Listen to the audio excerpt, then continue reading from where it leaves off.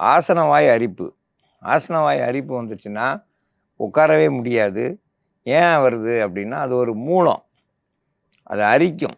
எந்த நேரமும் கையை வச்சு சொரிஞ்சிக்கிட்டே இருக்க கை நகம்பட்ட இடம்லாம் புண்ணாயிடும். அப்புறம் என்னாகும், மொத்தமாக அந்த பகுதி உட்கார்ற இடம் பூரா புண்ணாயிடும். நடக்க முடியாது, உட்கார முடியாது, தூங்க முடியாது.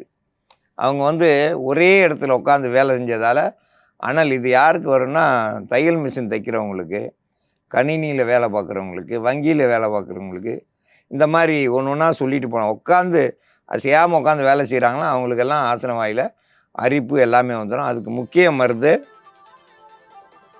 கசகசா, அருகம்புல், சென்னாய் உருவி, நாட்டு மாட்டு பால்,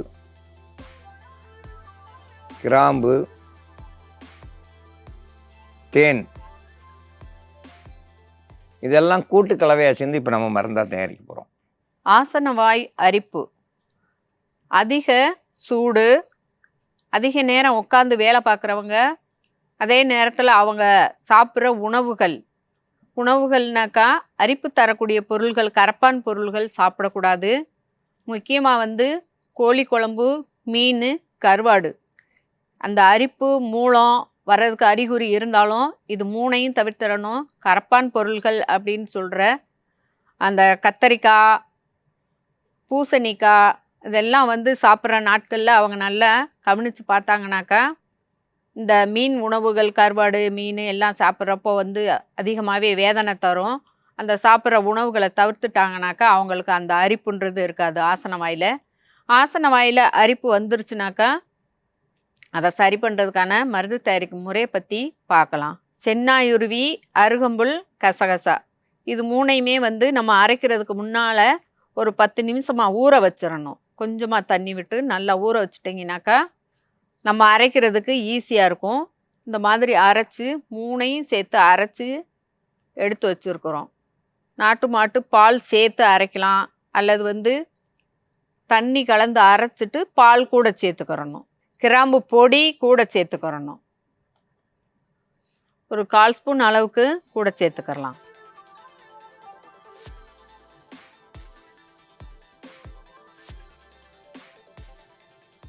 திப்பி இல்லாமல் கலக்கணும். அதுக்கு தான் பொடியாக இருக்கிறத நல்லா கலந்துட்டு அதுக்கப்புறமா கூட பால் சேர்த்துக்கிறணும். நாட்டு மாட்டு பால் கூட சேர்த்துக்கிறணும். இப்போ அது கூட தேன் 1 ஸ்பூன் கூட சேர்த்துடணும்.